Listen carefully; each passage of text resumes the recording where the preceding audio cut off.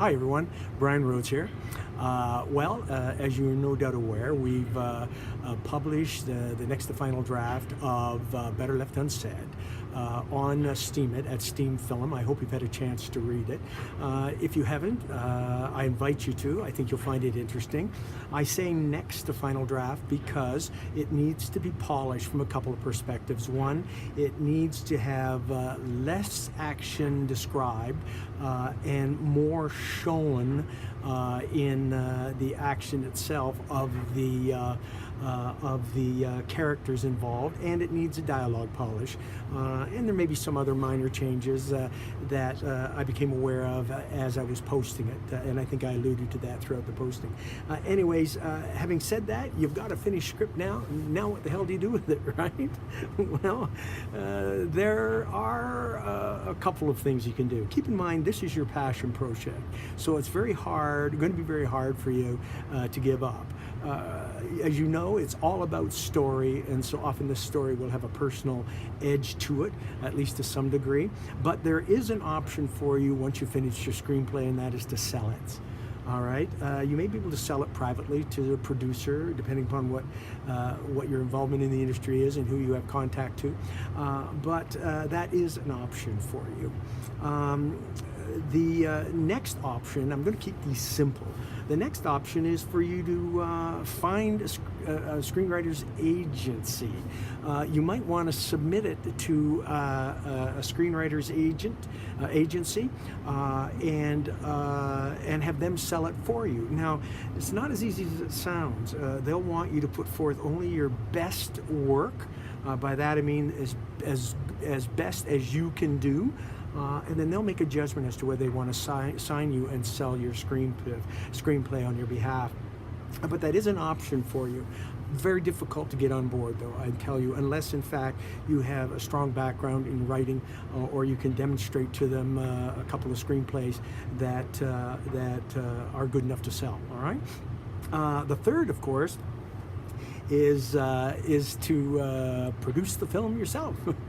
Not the easiest by far, but nonetheless an option for you also. And because we all are very passionate about our screenplays, we often look at this one most seriously than any of the others.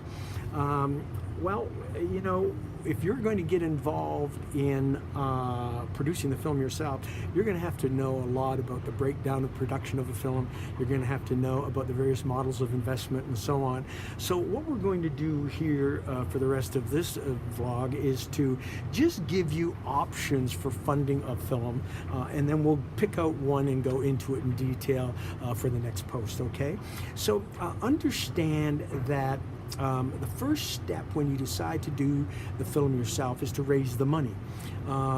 When you start raising money for the film, the first question you're going to be asked is, well, how much will this film make? That's an impossible question to ask, but you are going to be asked it, to say the least, all right? Many, many times over, to the point where you want to slap someone on the side of the head and say, how the hell do I know? There are various reasons for that. I mean, you don't know how much money you're going to have to make the film. You don't know if you're going to be able to use union or non-union people. You don't know if you're going to get a distribution contract. There's so many variables in this that you can't ever predict, you know, what your film is going to make. But what you can do to assure that it's going to be the best possible that can be done under the circumstances is to make sure that everybody who's involved in the film is as passionate as you are about getting the story told. That's one of the basic reasons as to why it's all about story. People want to hear stories, and people that buy into stories are people maybe who have wanted answers in their lives, and this story is the answer that they've been seeking. I don't know what those reasons will be, but the fact of the matter is, it's all about story, and people involved have to be as passionate as you. At least under those circumstances, you're going to put out the best film that you can possibly put out, okay? So, let's start looking at the goal. Now, I think the first goal that we have to clarify here is the budget goal. Look, I'm going to tell you, put a budget out of your mind at the outset. whether it's $50,000, $100,000, $250,000, $1 million. I don't care what it is. You don't proceed that way. What you do is you raise as much money as you can. And you're going to do that on the basis of the story that needs to be told. That's what investors and others have to buy into, all right? So it's raise as much as you can. What's the first step towards that? Seed capital. And guess who puts that in? You. It could be $5,000, $10, $25, as much as you can commit to the project with some safety, all right? It's a risk, because the very first thing you're going to be able to realize for yourself, as for the other people who are going to ride this train with you, is that filmmaking is extremely high risk. The chance of you getting your money back is very, very small. But if you are dedicated to the story and your passion is strong enough, you'll get it told and it'll find its market. So it's not how much you're budgeting, it's how much money you have to budget, and then you prioritize that budget starting with your seed capital. And that's a little budget within a budget. What is the seed capital used for? Well, number one, it's used for your legal costs. Yeah, there are going to be legal costs to this. You should incorporate a company, and all rights to the film should be deployed in that company, all right? Secondly, you're going to have forms, documents, and whatnot that are going to be drawn up for people who are investing. Whether you like it or not, there's got to be some trail or record of people advancing funds so that you can share with them the proceeds when they're done.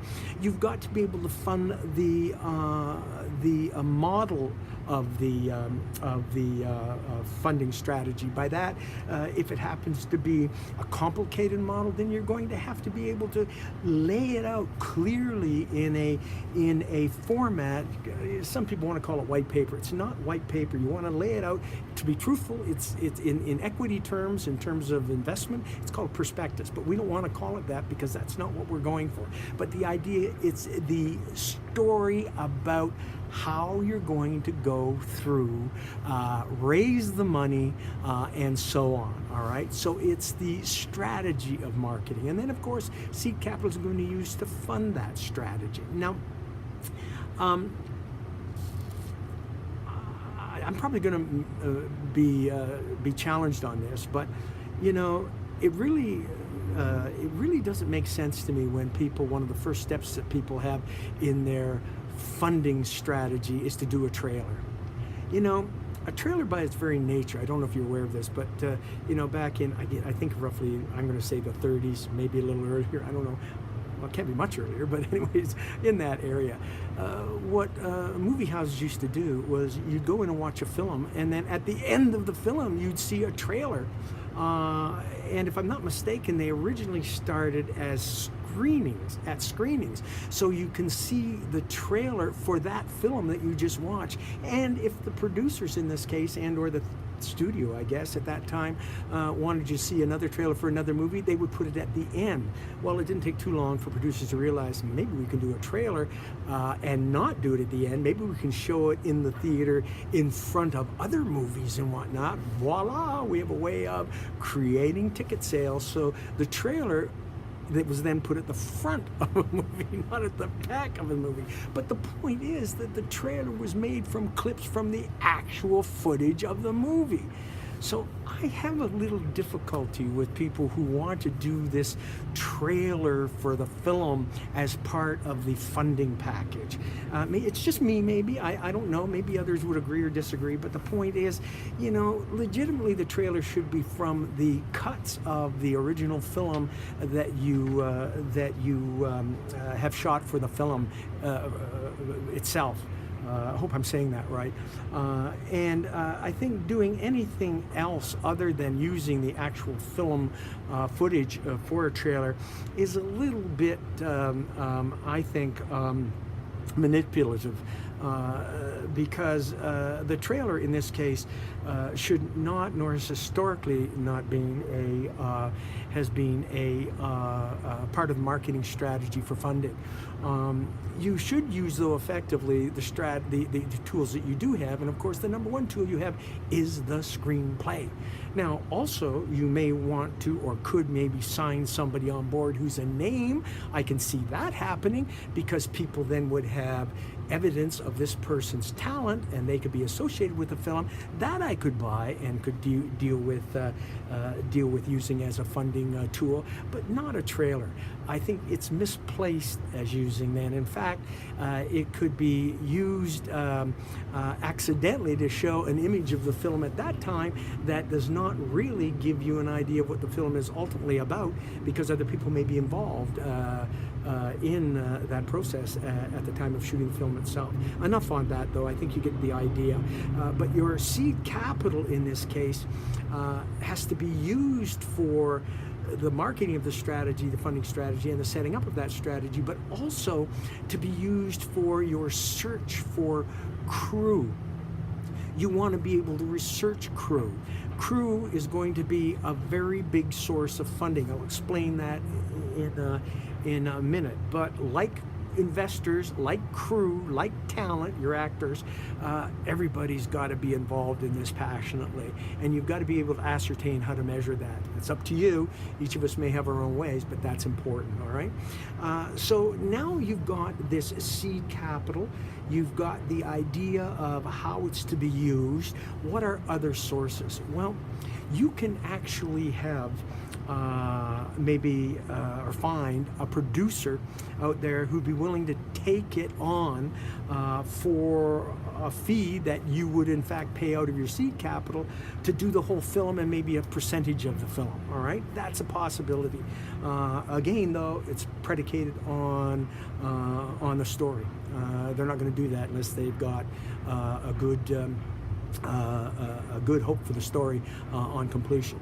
You may decide to produce it yourself, and for the sake of expedience here, let's think of producing as being you being able to find all the talent, the locations, the crew, and so on, to make this happen. And let's assume you're going to do that role, but you may want to find an executive producer who you may share the film proceeds with or whatnot. So again, it's going to be based on the effectiveness of your story and the passion he or she might have for it. So you could find or share the proceeds of the film with an executive producer. Executive producer, the guy who brings in the cash. Let's just leave it at that. All right. But then you may also have a father-in-law or a brother-in-law or a family or whatnot that become an angel investor. Somebody who will, or a group of people that will, from a family point of view, put up all the money for your film. If you can do so, make sure that the documentation is there, and make sure that they are very clear that all the money could be lost. In fact, they should expect it to be lost, and then anything else is just a bonus, all right? But angel investor, either an individual or other people that you might know, are possible. As well, we've all tried, to some extent, some crowdfunding. Back a number of years ago, crowdfunding was pretty exciting, but then, like a lot of models, it gets abused. I'm not sure that it's effective as it should be for feature films now, as it could be for feature films. It's more for smaller projects where groups of friends and family are willing to fund a project for you, maybe a documentary or some small dramatic film, 15 pages or something of that nature, for $10,000 or $15,000. There, it's viable, but other than that, it's really not for a feature film, at least in my opinion. I did try crowdfunding at one point because I wanted to try one aspect of crowdfunding. As opposed to giving t-shirts and things like that, I decided that we would give them visual recognition in the film. So for example, in the film, in this film, I tried crowdfunding a little while ago. It was a miserable failure. but what I tried to do was to place people's visual and or their name in the film itself. I'll give you an example. There's a funeral scene. Their name could go on the monument beside. Just that sort of, that sort of personal connection to the film. There I am, there's my name on the monument, on the monument, on the grave beside the principals, and so on, etc. In fact, one funny one was we would put their name and telephone number on the bathroom wall in a bar. Actually, that one sold for $250. It was quite funny, actually. But other than that, it was a miserable failure, and those people get their money back. But I had to see if that was going to be something that would help us in terms of crowdfunding. And it wasn't, as I'm sure you'll find a lot of people will agree with me on that point. So then you've got equity financing. You want to stay away from equity financing because equity financing is very expensive. Limited partnerships, that type of thing. And the legal ramifications are just enormous. So you've got, let me put it, there are some possibilities where you have what we call small equity financing, where it doesn't require full prospectus and all that stuff. There are options there. In fact, I'm going to talk about one that I think can be addressed, and the one I'm going to use in this film here shortly in a few minutes. But as I said earlier, another source of funding for the film is going to be your crew. Look, there's a lot of crew out there, and this is where your seed capital has to be put to use. You've got to take these people out, you've got to talk to them, you've got to find out about them, what they're saying, what they're doing, where they are in their film, buy them a coffee or something. You've got to get them to read the script, you've got to measure their passion for it. And you want to find somebody who's about ready to jump up to the next level in their profession. So you want to find a cameraman who now wants to become a DOP, or a DOP who wants to become a director, and so on, etc. Or a first AD that wants to become a director, or a second AD that wants to become a first AD. You know, there are people that are ready for those increased responsibilities, but quite frankly, are probably not going to be given the opportunity, whereas you may be able to give them the opportunity for that credibility that comes with the credit they're going to get for that film, and they will definitely be invested in making the film, in ensuring the film's success from their perspective, because of course they want to use it for their future income in perpetuity, at least as long as they're around, because it'll be a big step up in union productions and so on, etc.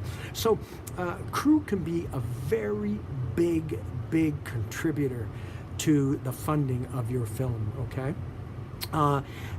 The other, of course, we talked about are Steemit rewards. We're doing that in this film. I don't expect big money to come from it, but in fact, Steemit rewards are going to be an interesting part of this. And as you may have heard recently, SMTs or smart media tokens, a white paper of the same came out. Ned at Steemit has proposed a smart media token, which may in fact be ultimately used by film producers and whatnot to fund projects in the Steemit platform, and it'll be something that we'll look forward to with excitement in the future. But currently, it's not going to be on my table. I'm going to have to find other ways to do it, and of course, the final way is through what we call, what I'm going to call, loan application now, or loan advance. I'm not going to go into too much detail here, except to say there are ways to make this, to make the funding of an event, not with a token, but to make the funding of an event what would be considered maybe a closely held or private placement, based on how it's laid out. You know, as long as a number of aspects of this project would be laid out clearly, like the risk level being very high and the terminologies used so that people are not actually buying into or owning a piece of the film. I think there are opportunities here that we can produce feature films on Steemit, all right? And then as time progresses and models evolve, maybe evolving that into SMTs, the smart media tokens, okay? So what I want to do is end this now at this point, and with the next posting that I'm going to do, I would like to talk about the loan advance as a model of funding feature film, okay? So until then, thank you for listening, and I hope to be speaking with you again soon. Bye-bye.